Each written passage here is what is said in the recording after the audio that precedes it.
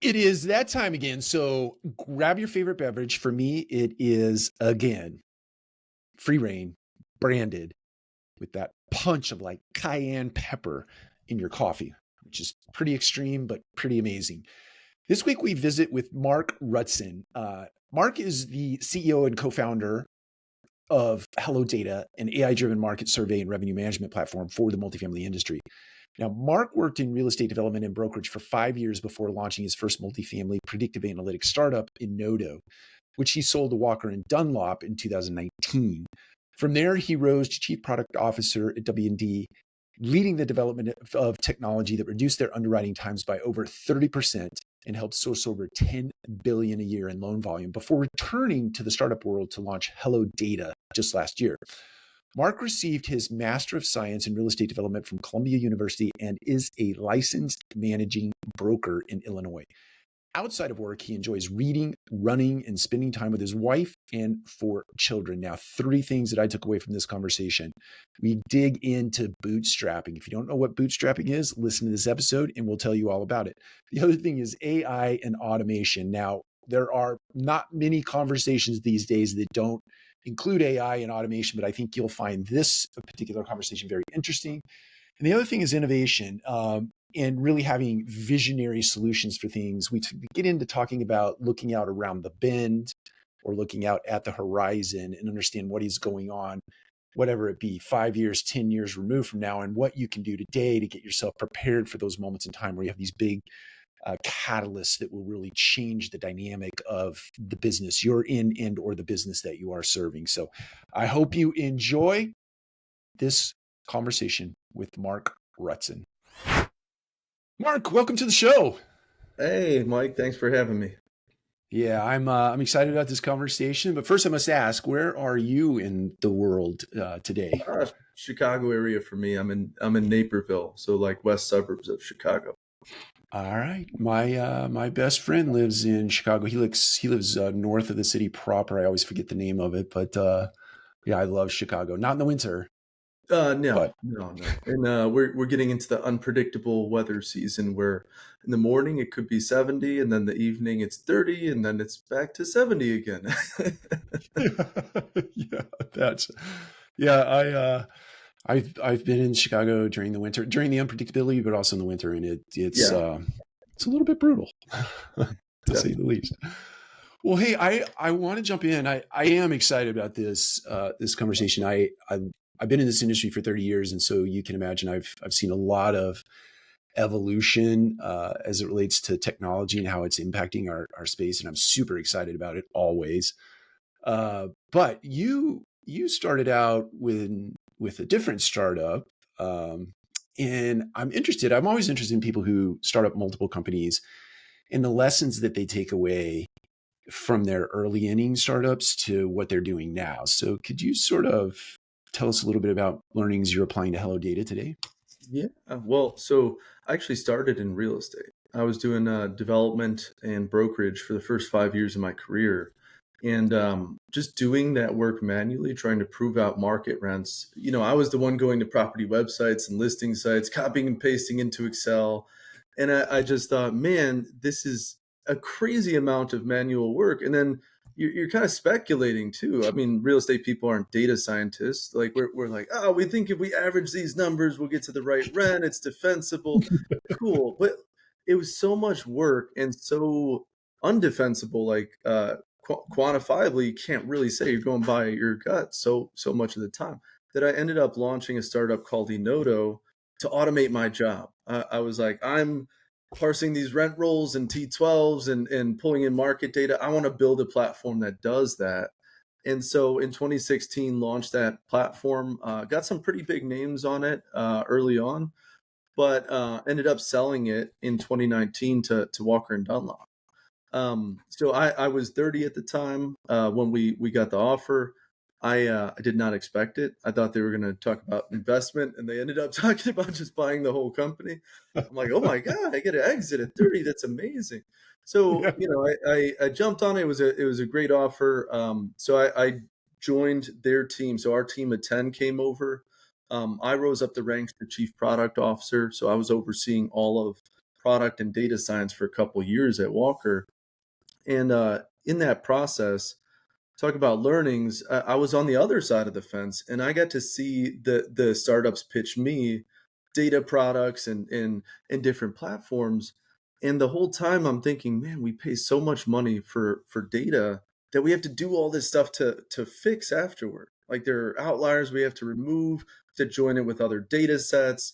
It's a lot of work and a lot of money paid for what I viewed as subpar data. And so along the way, I kind of had this idea like, why don't we build a real estate data company that has really clean, actionable data for multifamily? And that's how ended up launching Hello Data last year with my co-founders Tim and Nico. So learn a ton along the way.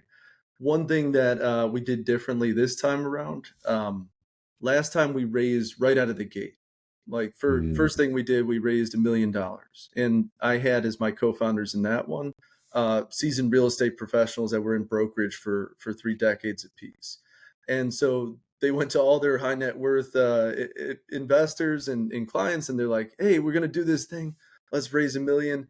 It was easy to raise the million, but I learned that there's a lot of pressure to scale up prematurely when you do that, to like hire more people, buy data sets, invest that money before you know where to really invest it. And so this time around, Tim, Nico, and I, we went at it without raising a penny. We bootstrapped completely up until this date, and we got profitable, and that is the path that I would recommend most startups go down. Like build something people want that they're going to pay you enough that you're profitable, because then the negotiating position you're in, if you do need to raise, is completely different. And you have so much flexibility to control your destiny that way. So much to unpack there. I want to key off of a couple of things. The first one is I you were working in an organization collecting data. It was a pain point because you're sinking a ton of time for not. I mean, they're high return, but it's a lot of time for something that could have been automated. And then you took the initiative to create something. I have to believe in my heart of hearts today with the introduction of AI into the marketplace, right? AI in its current iteration. Mhm. Um, there are lots of sort of entrepreneurs sitting in lots of seats across this country that could do precisely the same thing you did as it relates to their job. Mhm. What would you say to those people? What would be the catalyst that you would use to go, you know what? You control your destiny, go for it. Here's what I did. Tell them how to do it. So it depends on the person, right? I mean, we had Sure. a great setup. We had great income, like flexibility, autonomy. There are a lot of good things about it, but I'm fundamentally not a corporate person, I think. And well, Mm. we built the team up quite a bit. We hired so many people. We really scaled it, which was a great experience. But then when, for me personally, I know for my co-founders, Tim and Nico, when we're sitting there, instead of building things, we're managing interpersonal relationships. And we're like, oh, I'm sorry you didn't get to work on that project. Here's a cool one for you. Don't feel bad. Like that sort of thing. I'm getting out of my comfort zone here. I'm not as good at that. It doesn't feel fulfilling. So I'd say understand fundamentally, if you're thinking of making the jump, are you a 0 to 1 person who wants to build something in an environment of extreme uncertainty, like absolute uncertainty? You don't know if your vision is going to work, your execution is going to work, the market's going to find it valuable. You don't know how long it's going to take or how much money you'll need.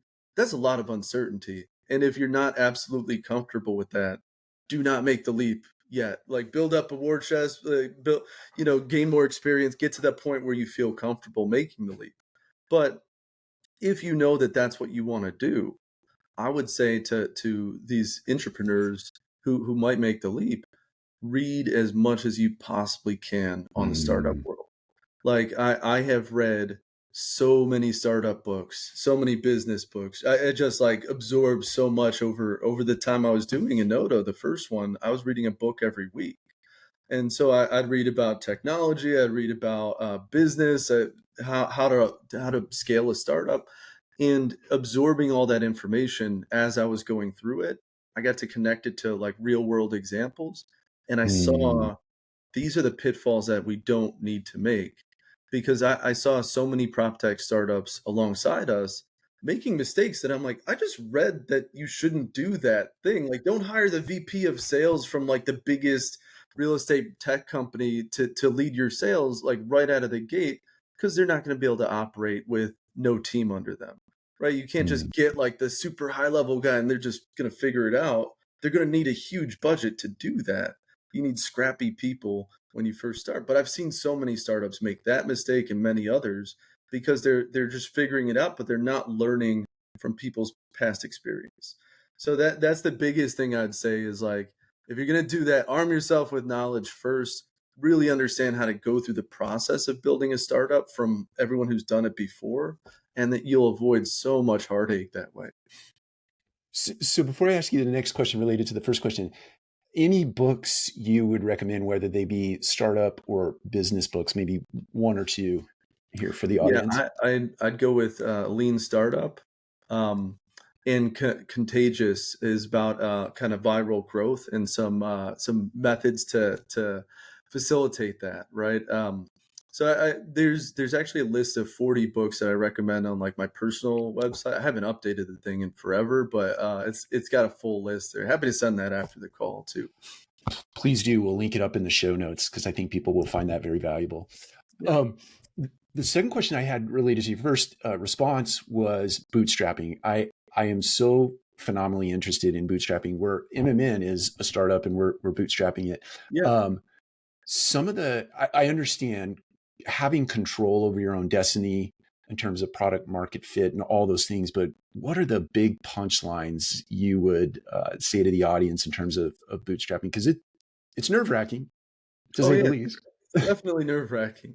No, it helps to have sold a previous startup and have some savings, right? I wouldn't say like, Sure.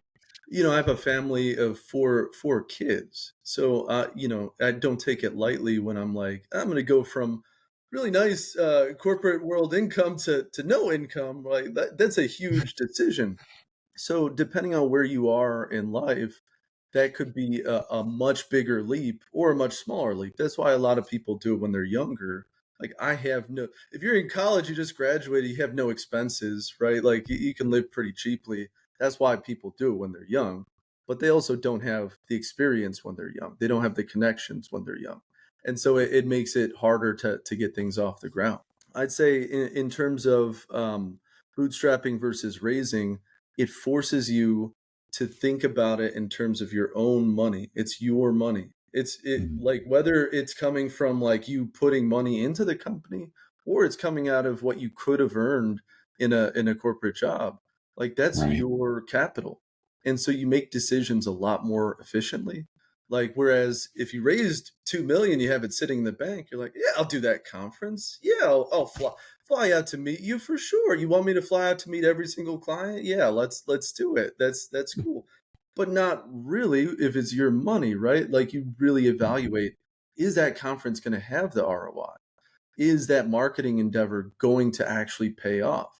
Should we invest in this, and this now versus wait till later till we really prove out that it will have the returns we think? And there are so many different investments you can make with your capital. If you have too much money, you try to make all the investments and see what's going to pay off. Better Sure. to test incrementally one at a time and really focus attention on proving out that marketing channel, that business development relationship, whatever it is. And that kind of forces you to really vet what the good channels are, what the good relationships are, and not squander your capital, which is very precious early on. Definitely. Yeah, that's a huge lesson. As it relates to that, and something that you said right there at the end, the metrics that you use to tell yourself that something is successful versus not successful, whether it be BD or marketing or otherwise, what are some of the metrics that you pay attention to when you're paying attention to your own money? Well, so I feel like the MBA types and like business school types, they tend to get like focused on the theoretical metrics, and they're like, oh, we got to calculate our CAC and our ROI and all lifetime value and all this stuff. When you're just starting out, I actually advocate for just build something and sell it, and you can feel what's selling. You can feel what's working. People will tell you, like, I could go survey every one of our customers and try to get a net promoter score. or I could see that they're referring people to us constantly and telling us they love the software and know that we're doing the right thing, right? Like I can go try to calculate lifetime value, but for what? With a team of three that's not going to raise, we want to look at metrics to prioritize what we focus on, but we're not going out for a fundraise. So like to put together a whole deck and all these financials and be like, Tim, Nico, look at all the spreadsheet I put together. Look at all these financial metrics. Who cares? Let's build stuff and sell it. And you especially if you keep the team small, that's one thing I advocate for very, very religiously, right? Like keep your team as small as it can possibly be. And instead of throwing bodies at it, throw automation at all the stuff that doesn't add value to the operation, automate it, get a product for it. Because if you try to focus on everything, you're not going to be good at anything, right? If you automate stuff and keep the team small, that game of telephone that happens where imagine, so you go the route we did last time. You raise money up front. You're like, I need customer success people, sales people, product people, engineers. Well, what happens if a customer has an issue? They're going to go to the salesperson that's trying to sell them or who has sold them. They're going to go to Right. customer success. Customer success is going to go to product. Product's going to plan it for the next sprint, take it to engineering. Engineering is going to build it, and they lose so much in that game of telephone that when the Yeah. feature all ultimately gets back to the client, they're like, "This isn't even what I asked for. Like, why? Why did you build this?" Whereas, like, I could just sit with the client and with Tim, and we're like, "Hey, we want to fix something in the front end. Okay, is it this? Okay, what if we tweak it like this?" And like we've done it so we can update code like live. We can push live to production. So by cutting out all that stuff, we get to that's exactly what I want. That's exactly how I want it to look, exactly the implementation. And in a half-hour call, we actually solve the problem versus what could be like a months long process. The more people you add, the more game of telephone you have. And that is like the opposite of efficiency early on. You cannot maintain that when you're an early stage startup. You said something there. Uh, I read something the other day, and I will not be able to make attribution to it, but you said it in different words. Um, Sometimes analytical types, MBA types, and this is not an indictment of those types. They certainly serve a purpose in the business world.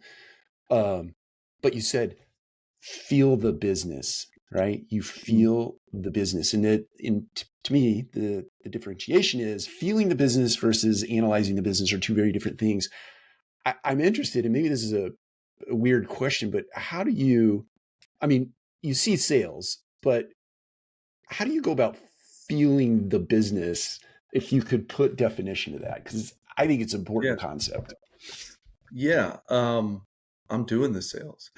So like I know what's selling and what's not selling. I know what's resonating and what's not. I mean, when you're early, so like for through the rollout with the national rollout with Greystar, right? Like we Mhm. secured some really, really big names early on. Like we really hit product market fit and the execution was very good. But through that whole time, we rolled out with the largest owner in the country, then with Greystar, then with like some really, really big groups with three people, right? And three people in total, which is kind of mind-boggling to a lot of groups. But in doing that, Tim is handling accounting and finances and data engineering and a lot of the front end and full stack work. Nico's handling the front end and full stack work, a lot of the marketing and automations, tying systems together, as well as all the data science. I'm handling sales, marketing, uh, product planning, everything everything around the business. I mean, you handle so much that you are every department, right? So you Mhm. can't like when you have to feel where the bottleneck is when you're literally the one that like handles each different thing. Like you know where your bottleneck is. If you have many different departments all with their different purview, they're going to optimize for like their success, but they're not going to see the bottlenecks in like data getting from department A to department B. I know immediately if stuff's not making it to the CRM and I can't track it, I'm like, I can't track my deals. I need an automation to push this data to the CRM. And then I talk with Tim and Nico about it. We knock it out. We get it done. Um, now we're up to we just hired our 10th person. They're going to start in December, but like we've still kept the team very small relative to other startups with our revenue and growth profile. I mean, we're like when we talk with investors, they're like, "This is shocking what you've been able to do with such a small team." But like in doing that, though, you see every different bottleneck. You feel the pain points of the business yourself personally, and then you know exactly where to invest your resources to alleviate those bottlenecks. Got it. You brought something to mind as you were answering that. Again, I won't be able to make attribution to this, but I read a couple of years ago that somebody made a prediction that by 2026, with AI in the equation, there would be $1 billion organization or an organization valued at $1 billion, and it would have a handful of people, which speaks to Yep. exactly what you just said. And instead of 2026, it happened in 2024. There's a company out there that's valued at $1 billion, and it's a handful of people that pulled it off, largely through AI and automation. Yeah. How? I mean, obviously, it's a big role, but if you were to compare and contrast prior to the introduction of AI, or at least we know AI today, versus when you didn't have that, what is the sort of multiplier effect for you to grow a business exponentially versus, say, whatever, 5 years ago, plus minus? Well, to calculate a multiplier is kind of tough, but I can give some examples of how we use Yeah. AI, right? So Yeah. automation, we've in the last startup and in the time at Walker and after, we've always been focused on automation because it has never made sense to me to be like, that process is manual and inefficient. Get a person to do it. I'm like, no, we automate that thing. That's the right approach. You're gonna put Hmm. someone in a job where they're like manually copying data over or something. I don't want to do that to somebody. I don't want someone to work for us and do Mm. that job, right? I'd prefer to automate it. So a lot of it is automation, but like how AI has come into play, different types of automation are now possible that weren't before. So Hmm. one example, we like everyone wants to put out good content and generate search volume on Google. Like it takes a long time to produce good content, Yeah. especially with a team of three. I'm not going to spend my entire day writing blog posts. Like then I'm not closing deals. You got to Right. choose where you invest your resources. So it comes back to that. So like we figured out that for simple things like, hey, what does this term mean in real estate, or what does this concept mean? Well, ChatGPT can do that pretty well. And so we Hmm. we used it in some cases to build content around like describing some of the terms used in our platform. So I'm like, oh, ChatGPT, you wrote that better than I could. That's perfect. If you ask it to write a blog post, it is deplorable. It sucks so Yeah. bad. Yeah. It's That's right. so That's bad. right. I still have to write those myself. We do them periodically, but when it's something like, what does this mean? What? Why is this important? It can actually do pretty well with that. And so we use that to build a good ground game of content, and our SEO went like really through the roof. I mean, Mhm. we get now from that and all our other efforts, I mean, we get like 20,000 visitors a month to the website. Like that's kind of crazy. That's just Impressive. all organic traffic. So that's one instance. The other is, talk about feeling the business early on when you're trying to get product feedback. I was going on these calls before we even knew exactly the type of real estate data company we'd be. I was on these calls getting feedback from clients. I'm like, hey, what about this direction? What about this? What do you think of this idea? Like, real kind of nebulous in the beginning. And I'm having to sit there and summarize my call to Tim and Nico and say, here's what I learned, this, and this, as they're building the product. Like, this is going to work. This isn't going to work. Here's what they said. I think this is an interesting opportunity. I'd be spending like 15 minutes trying to summarize it all accurately after the call. So we got this product called Circleback that, there are a lot of call transcription services.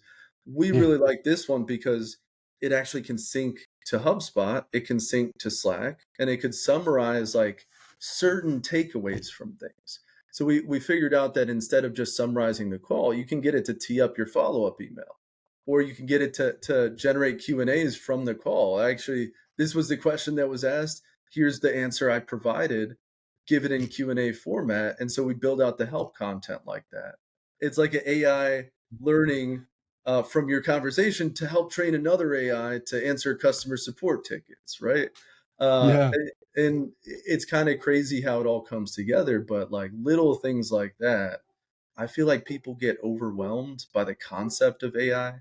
They're like, "Oh, I gotta implement AI. What does that even mean?" Right? Like, Right. you're not gonna replace the business with AI. There's no product that does that. But if you look for like surgical, specific implementations, you can really drive a ton of efficiency that way, and you do it at a pretty low price point too.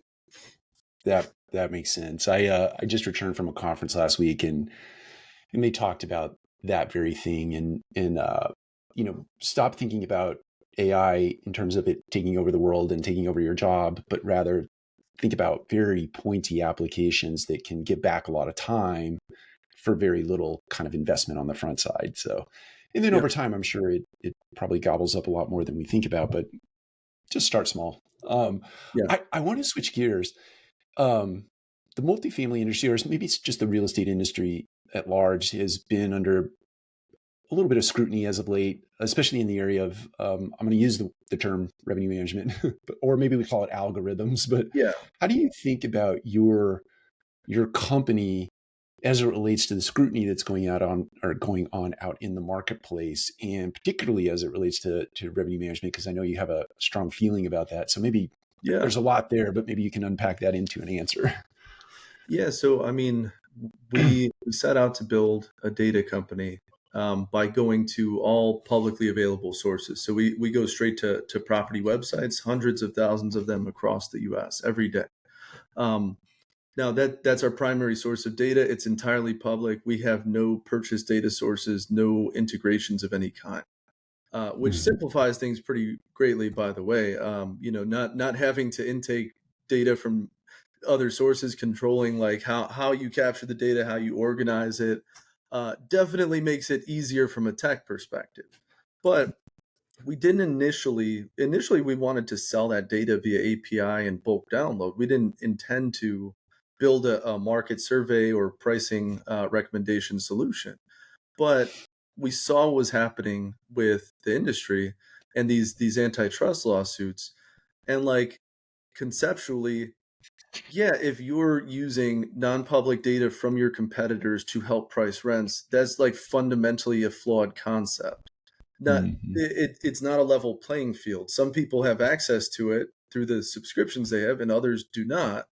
And like I think of it in if you're to put in very plain, simple terms, if Walmart and Target are both selling hot dogs one week, and then Walmart calls Target and is like, "Hey, I'm selling hot dogs this week. Why don't you wait till next week to sell your hot dogs? Give that sale so we're not both competing with the lower price at the same time." That's messed up, right? That's really Right. you'd be like, "That's very bad. You cannot do that." But yet these systems price lease terms based on, hey, these guys have a bunch of leases expiring at this month. You should wait till next week to put yours out at this price point so you're not competing with them. It spaces them out in that way. Or like Mhm. offer the 16-month lease instead so that next year you're not competing with these guys. Like, okay, that's the same concept. It's the same concept. So I fundamentally like I get why it's an issue. Our way of kind of steering into that, like we saw people leaving these systems, looking for alternatives, looking for solutions that use all public data. We just happen to have built a phenomenal pipeline to get that data in very granular, very actionable format. And so we used it to generate pricing recommendations, and we used it to automate multifamily market surveys.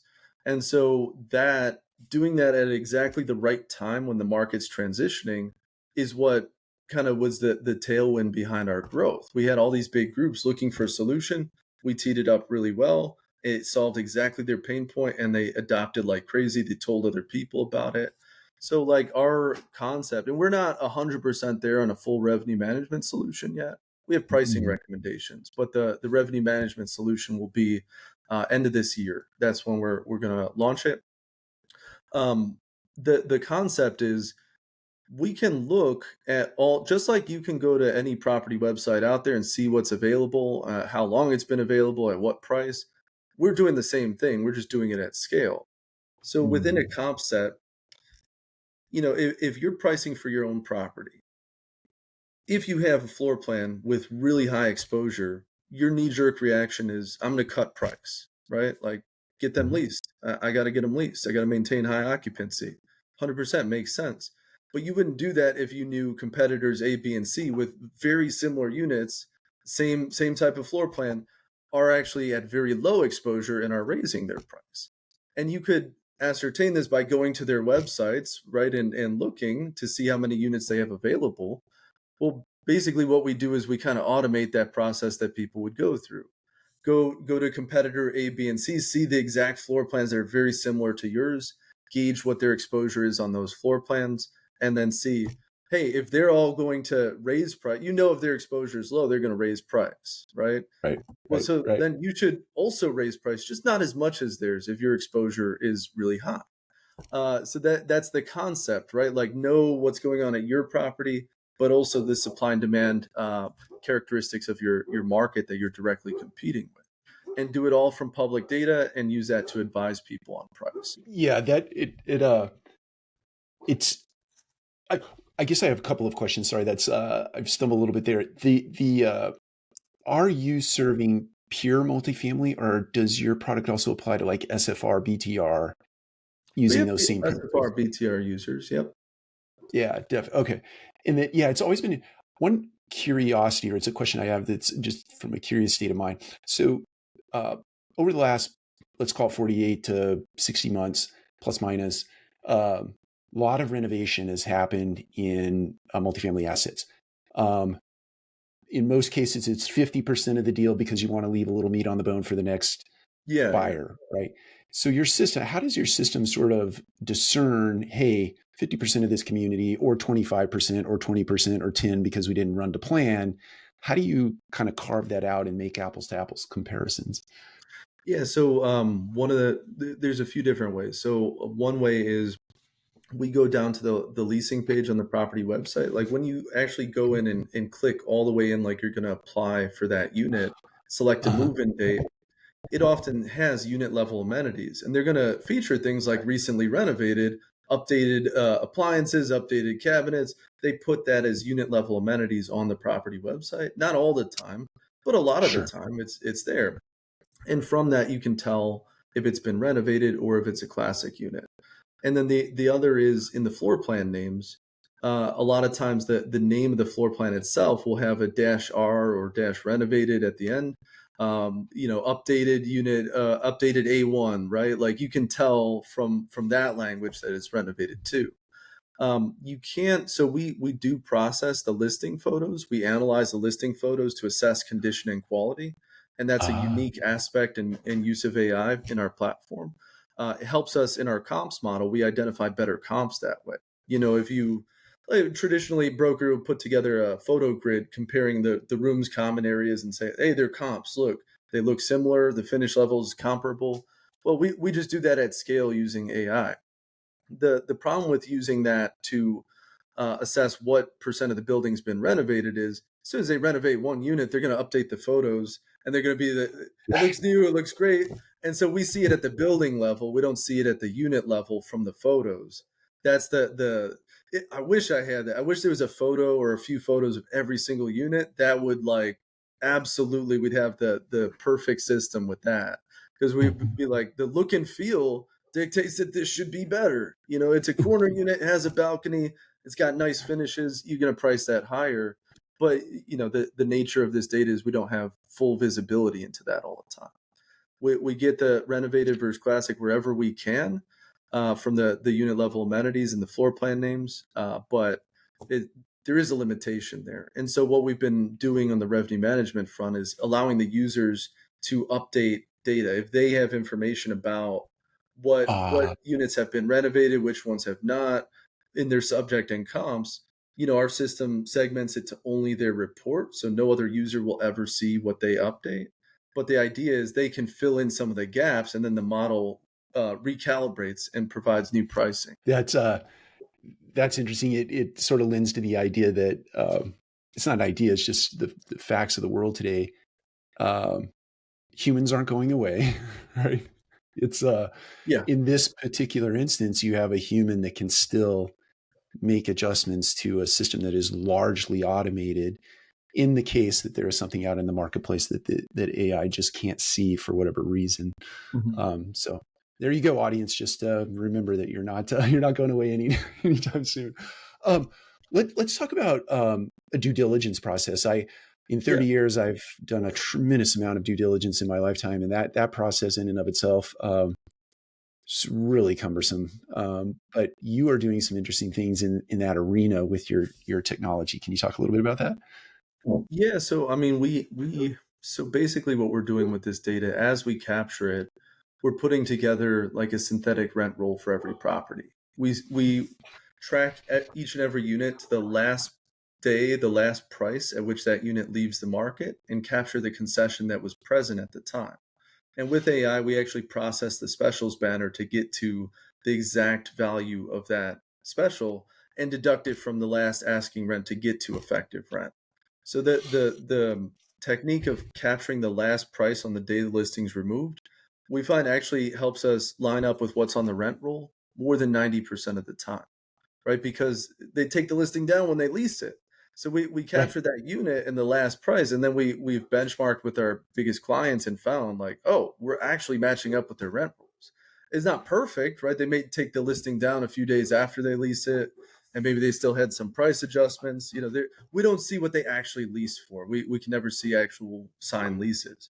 But sure. using that technique, we get really, really close to like the actual rent roll, like what's on the rent roll, what they rented for, when they signed the lease, and what the effective was given the concession that was present at the time. So with that, I mean, people use our platform to underwrite deals. We're kind of split between property managers, asset managers on one side, the operations teams, and the acquisitions groups and the brokers on the other. We serve both. And so a lot of groups use our system to get updates between receiving rent rolls on deals that they're evaluating. Uh, Like Peter Chacon at Northmark, he's an early adopter of ours.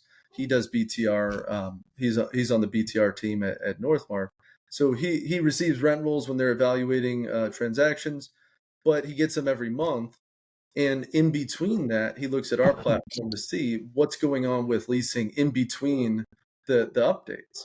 And because we have the same level of granularity on every property out there, right? We're doing this for every property. We basically have the same 90% fidelity rent roll for your subject and all of your comps. And so if you want to understand how your comps are performing in granular detail, you can actually click into each unit and see what happened with that unit while it was on the market. How did concessions change? How long did it take to lease? Where did the price end up from where it started? Because a lot of times it starts pretty high. They're trying to push for the highest rent possible, but over right. time, drop the price, drop the price. If you go to the property website any given day, especially if they have revenue management, that price it might be high on that day, it might be low on that day. What matters is Uh, where it ends up, and that's what we capture, and that's what we make really easy to access in the platform. I love that. I'm sign me up. uh, okay, so I I I'm always interested somebody who works in technology, who's in it and around it all day long.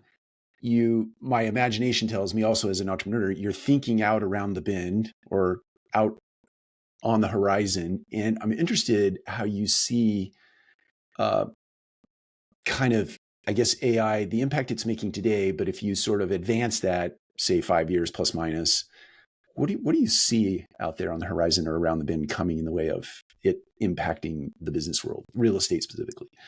Yeah, so I joke about this sometimes. Like if you think about the process of getting a transaction done, so it's a broker who is soliciting business, and they put a BOV together, a summary of the deal, right, to get the contract to sell it. So they're summarizing data on the deal in a particular way to pitch it to the owner that they're the great broker to be able to sell that deal. And then they get the deal and they put an OM together to go out to investors. So summarizing the deal in a slightly different way to go out to Right. the investors receive that OM and the due diligence materials, and they summarize it to their investment committee. The investment committee says yay or nay. Once they say yes, okay, well, now we got to go summarize that to our investors to bring in capital for the Yeah. deal. And that's a different summary. And each one of those investors has to go to their team and summarize it in some other way. Well, then, okay, fine. You got a deal that you're going to do. You got your investors lined up. You got a buyer. Let's go through it. Well, an appraisal's done. The appraiser is going to take that same data, summarize it in a different way so the lender can evaluate if they're going to lend on the deal. And the lender is going to receive that information and they're going to underwrite the deal and summarize it to their board to get approval to lend on the deal. And when they summarize it, they're going to have to get loan insurance from Fannie and Freddie. So they're going to go summarize it to Fannie and Freddie, who are going to summarize it to their internal teams. Like, how many times are we summarizing the same deal information in how many different ways? It's insane to me. And what I've I never thought think about that. it's insane. And so we talk about inefficiency in real estate and like the mind-numbing like manual transcription of data from one format to another. Why are people doing that? Like why are Yeah. we spending our time doing that? It's a people business. Let's interact with people and let AI and machine learning and automation do all of that. No one's been able to do it across the board with a platform because real estate is also extremely unique and diverse. No Sure. one owns more than 1% of any asset class, right? And every market has different rules, different regulations, different recorder, assessor, everything is going to be completely different. So it's hyper local and it makes it really difficult to say everyone view deals exactly this way. Right. If you could Right. do that, problem solved, but hasn't been done. I mean, Mismo has been talking about one chart of accounts, one standard for 3 decades. Hasn't Right. happened, right? No one's adopted one chart of accounts. They're not going to. But what I Right. think AI is capable of doing, and it is starting to do in a lot of companies, is translate from format A to format B seamlessly. Right. So instead of spending time re-summarizing, rewriting the deal for each different party involved, it's just, hey, take this, the deal data, and put it in the format this guy wants to see. And then take the same data and put it in the format the appraiser wants to see and the lender wants to see, and just tee it up in that format automatically. I think AI is very well poised to do that. It can actually do it right now if you're clever at using it that way. But I think Yeah. companies will figure out how to translate between those formats pretty seamlessly using AI in the next few years. Wow. You know, the way you unpack that in that sort of long chain, I certainly where I was in the world, I was thinking about it, you know, with a limited perspective, but I never thought about it full cycle. And you're exactly right. It is a ton of human capital to get those things done. Yeah. I mean, it takes in a perfect world, it takes like, or in a fast transaction, you get transactions done 45 days plus minus, and that's like the stars are Yeah. aligning, right? Most of the time, it's like 60 to 90 days to get a deal done. Yeah. I imagine that'll just cut the amount of time if we get to that point in Oh time. yeah. Um, I so if you're thinking about, by the way, is that a pivot point for you to move into some kind of space like that? Well, we're looking at some tech to absorb different document types and put it alongside market data. I mean, it just makes sense to bring that stuff into one platform. But yeah, I don't know. I feel like whenever you get into documents, it's just a hassle anyway. Because then you get like Yeah. we parse rent rolls and T12s in the last one, and we kind of avoided that this time because there's still so many edge cases. I think AI needs to get a little bit better at the document extraction before it can be used for that sort of thing because like it or not, people are still going to export as a PDF. It's just they don't want people to edit it, so they're going to send it as a PDF. And if that PDF is flawed in any way, then AI might have some trouble. And one thing being wrong on a deal is enough to make the deal not work or make someone in some legal hot water, right? Like it's too big of a risk to do.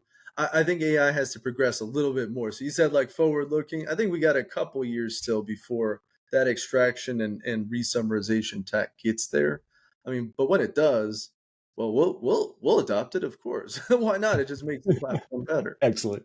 I want to go back to something that you said because of the audience that we speak to at Multifamily Collective, and that is you made the statement at 30 years old I had an exit, and most people don't exit at 30, and it was a very successful exit. Surprise to you, but what advice would you give to very young entrepreneurs, people in the startup space, as it relates to that very early inning success? Because you could certainly see someone go off the rails with early inning success, but you have not gone off the rails. You've pivoted into something that's very successful. So what advice would you give to people who may experience that same sort of surprise in their lives? Um, you know, everyone's different. I'm pretty conservative in how I spend money. I come from a blue collar background, like never had that much money. My parents didn't have. I didn't know anyone that had that much money, and I'm like, I wanted to learn about investment. I think coming from that sort of background where you don't have a lot makes you want to learn about investment. Like if you're an entrepreneurial type, of course there are people that are like, okay, this is just what I do. I'm going to go work the trades. Okay, that's fine. That's a different path. But for me, I wanted to learn how to make money, how to build my net worth, how to grow something valuable. And so I learned about investment. I learned about diversification. I learned you know about taxes. I just read as much as I could. So I'd say that of course prepare in that way, like understand how to invest your money wisely. Is half the battle is getting that exit, and then you need to invest it so it keeps compounding, it keeps growing. Um, but also remember your roots. If you come from a similar background as me, and many of the people, I think it was like 80. This stat is like 80% of people who become multimillionaires are from a disadvantaged background or from like a not so wealthy background. It's not like inherited money for the vast Mhm. majority of cases. That's what's great about America. Um, remember your roots though. So like you get that money, there's a like, oh wait, I could just buy whatever I want, right? Yeah, um, yeah. but you see, like I'm wearing like a $20 hoodie here, like my Yeah. color hat, right? I did not change my personality after I had success, and I think people shouldn't. I mean, Warren Buffett's the best like Yeah. example of this. He still drives like the same old car, lives in the same house.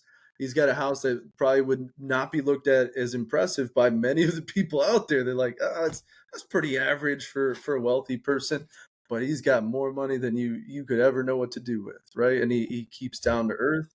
He keeps doing what he does. So I advocate for that. Don't lose your roots. Remember what made you successful, and that approach is gonna instill that same sort of drive in your kids too. And I think that's really important. There's a saying that I don't know how to say it in Chinese, but I know that it originates in China, where it's from poverty to wealth to poverty again in 3 generations, Yeah. right? First generation, they have nothing, they build something great. Then the kids the first round they kind of see it like, oh, I saw dad struggle and get there. He built this great thing. I'm going to run the business from there. I retain some of the morals and the drive. And then their kids, though, they're like, well, we've always been rich. Okay, hand us the business. We'll and then they don't know what the heck to do with it. And then they go back to poverty. They squander it all. If you have strong values and you instill that in your kids and you keep down to earth and driven, I think you can break the mold on that. Maybe it doesn't have to be 3 generations, maybe five even, right? Like you Yeah. could make it further. That's how I think about it. Yeah, I think you're right. It brought to mind two things about Warren Buffett. I read somewhere, I think it was in, I have his biography or autobiography. I can't remember what the difference between those two things, but Snowball is the name of the book. And he, uh, he lives in he bought his house in whatever year for $32,000, right? And he lives in the same, Yep. to your point, same house today. And then the other thing that brought to mind that the poverty to poverty in three generations, I think his saying, and maybe he's just taking an American interpretation of that, and it's shirt sleeves to shirt sleeves in three generations, Yep. and right, and I remember I worked for a gentleman in St. Louis, family owned office, and he had that saying literally framed on his wall in his office, shirt sleeves to shirt sleeves, just as a reminder, because he was third generation, and he had Yeah. that on the wall. Um, Okay, so I want to switch gears as we're sort of winding down on time here. If you don't mind me Yeah. asking a couple of like rapid fire questions that Sure, sure. if you don't, and these are a bit scripted and hopefully not too invasive. But what is a surprising fact that about you that most people wouldn't guess? Well, you know, well, probably that I have 4 kids. I mean, people look whenever I say that, people look at me, they're like, "No, you You don't don't. look There's that no old. way." So, Not yeah, at I all. think, that's it's probably surprising to most people. Then I always get questions like, "Oh, what religion are you? Catholic, Mormon?" I'm like, "No, I don't qualify to be Mormon, by the way. You'd have to have more." Like, I've talked with some Mormon people about it. They're like, "Nah, it doesn't. You need to go more than that." But, like, yeah, I think people find that surprising, for whatever reason. Yeah, yeah, I would agree. And and no offense, like you look very young to have four I kids, get but some um, grazing to do. Um, what about tech developments outside of the real estate industry? Are there? I imagine being a tech guy, you're looking at tech all across industry or Yeah. disciplines. Is there something outside of real estate that is interesting to you? Well, I think self-driving cars are gonna have a huge of course, I'm tying Mm, it back to real estate 'cause I've thought about this a lot. Um, I think they're gonna have a massive impact because, like, the commute is mind-numbing, terrible. I mean, that's why we work from home, like, at Hello Data. right. It's just awful, and then you pay for an expensive office and all kinds of downsides to it, the whole thing. But if your commute was, like, you're just lounging in the back seat, like watching TV or like answering some emails. You don't have to like focus on the road. Well, I think a lot more people would be willing to commute a longer way, right? Yeah, And then we yeah. don't have to build infrastructure to support that mass transit because we already have highways. They're just inefficient because no one knows how to drive that well. But the machines could drive True, a Steve. lot better. So fewer accidents, fewer delays, a lot faster traffic means you can go a lot further without the mind-numbing commute. I think the exurbs are gonna explode once that becomes mainstream, and that's coming soon. I mean, we're on the track for that. So that is a piece of tech outside of real estate that I look at closely. Yeah, we're in agreement there for sure. Uh, what as whether it be life advice or business advice, what is the best piece of advice you've ever received and made application of? Try a bunch of different things. You don't know exactly what's going to work.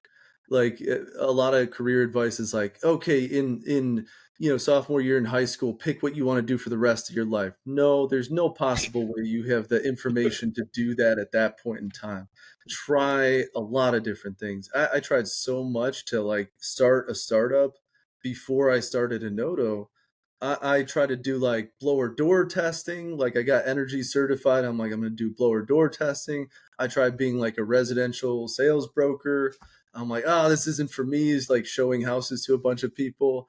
I tried to do like I tried to design this hard hat that would like alert you if you were getting exhausted on a job site, like you're overheating.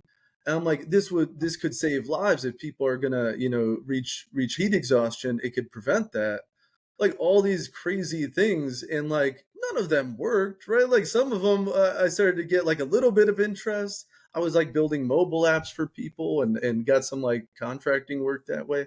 But in it I learned what not to do, and I learned what works about running a business, how to approach things. And that knowledge helped me get to the point where I could launch a successful one, and now a subsequent successful one, right? So try a lot of different things. Don't fixate on one thing unless you're absolutely certain that that's what you want to do the rest of your life. I love that. I love that. That is fantastic advice. Okay, one last. Your fuel for any given day: coffee, tea, or something otherwise. Red Bull. Oh yeah, every day kick it off with a couple Red Bulls. That it gets me started. I got now. I feel like it takes me like 30 minutes to really ramp up, like for the lights to come fully on. My Red Bull helps me through that.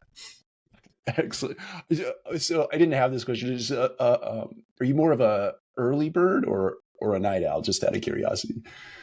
More of an early bird these days. I used to be the reverse, but now at the ripe old age of 36, I'm like, I wake up at 6. I can get more done before people ask me for anything.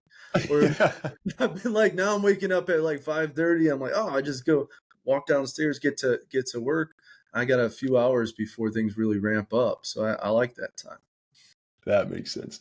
All right. To end cap this, anything you would leave our audience with to include where they might be able to reach out and learn more about Hello Data and or any more about you specifically.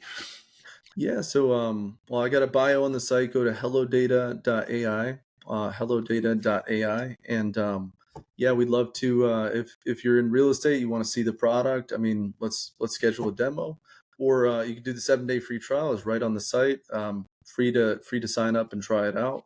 I think that's pretty unique about in prop tech with the deal volumes Very. that we do, the sizes, like to have a free trial is pretty sadly unique, but it's a good feature. So yeah, check it out. So HelloData.ai and check it out on your next deal. Let us know what you think.